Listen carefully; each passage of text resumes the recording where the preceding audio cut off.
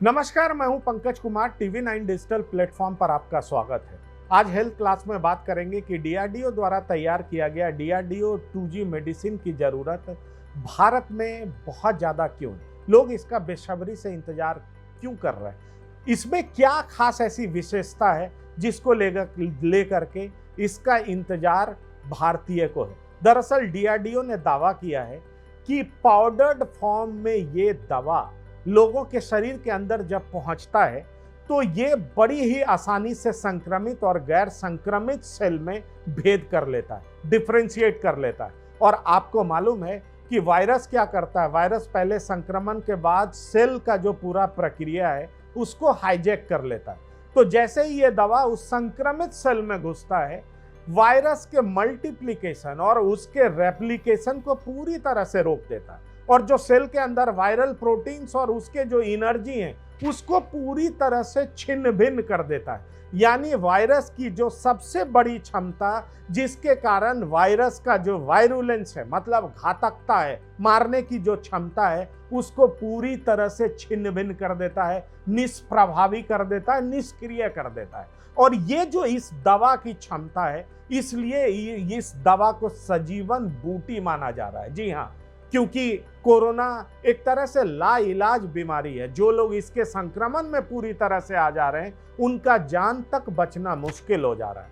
ये बात और है कि हमारे देश का फर्टिलिटी रेट अभी भी 2 से नीचे है, लेकिन फिर भी इतने ज़्यादा संख्या में लोग संक्रमित हो रहे हैं कि अब मरने वालों की संख्या, हताहत होने वालों की संख्या लाखों में पहुंच चुका है। तो आप समझ सकते हैं कि भारत कोरोना का दंश किस तरह से झेल रहा है। दूसरी बात यह भी बताया जा रहा है कि ये ग्लूकोज की तरह शरीर में प्रवाहित होता है। दरअसल ये ग्लूकोज का ही एनालॉग बताया जा रहा है। इसके मॉलिक्यूल का जो स्ट्रक्चर है वो ग्लूकोज का ही एनालॉग है। तो पूरे शरीर में प्रवाहित होता है और संक्रमित सेल में भेद करके उस पर सीधा आक्रमण करता है और उस सेल को वायरस के चंगुल से छुटकारा दिलाता है।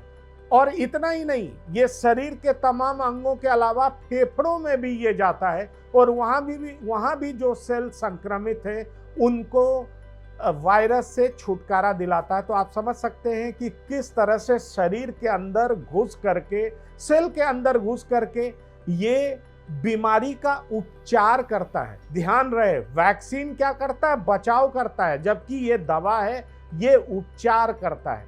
इसीलिए ये माना जा रहा है कि चूंकि हमारे देश में जो डीआरडीओ है और उसके जो साइंटिस्ट हैं, उन्होंने ये कहा है कि इस दवा को बनाने के लिए जितने रॉ मटेरियल्स की जरूरत है, हमारे पास सफिशिएंट रॉ मटेरियल्स है। इसलिए भारतीयों की जरूरत के मुताबिक हम दवा तैयार करने में सक्षम हैं। और ये बताया जा रहा है कि डीआरडीओ का जो industrial partner doctor Reddy's lab है, वो 4 सप्ताह के अंदर भारतीय बाजार में इस दवा को उतारने में कामयाब होगा। और जैसे ही ये दवा भारत के बाजार में उतरता है, निश्चित तौर पर संक्रमित लोग इसका लाभ उठाने में कामयाब हो सकेंगे। और ऐसा इसलिए दावा किया जा रहा है कि 2 फेज के ट्रायल में जब इसको जांचा गया और परखा गया, तो भारत के अलग अलग शहरों में देखा गया कि जो लोग मॉडरेट थे या सीवियर पेशेंट थे, मतलब जिनका ऑक्सीजन लेवल 84 to 92 था, वो मॉडरेट थे, और जिनका 84 से कम था वो सीवियर पेशेंट थे। उन पे जब इस दवा को अप्लाई किया गया तो देखा गया कि 3 से 5 दिन में वो ऑक्सीजन के डिपेंडेंसी से बाहर आ गए।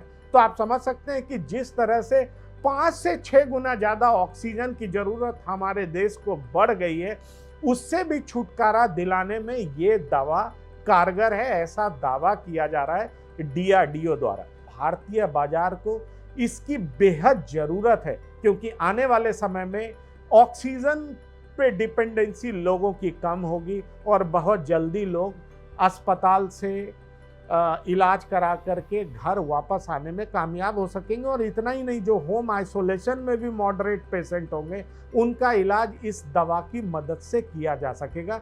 इसीलिए भारतीय बाजार में इसकी ज़रूरत है और इसका जो मॉलिक्यूल है, जेनरिक है, वो कहीं भी इसको बनाया जा सकता है। तो बनाना, इसका जो मैन्युफैक्चरिंग का प्रोसेस है वो भी कॉम्प्लिकेटेड नहीं है, और जो इसका इंडस्ट्रियल पार्टनर है उसने दावा किया है कि 1 महीने के अंदर बाजार में इसको उतार देगा। इसलिए भारतीय बाजार इसका इंतजार बेसब्री से कर रहा है, और ये अपनी गुणवत्ता के अनुरूप लोगों के साथ काम करता है, उपचार में काम आता है, तो निश्चित तौर पर इसे एक दूसरा सजीवन बूटी कहा जाएगा, माना जाएगा। धन्यवाद, नमस्कार।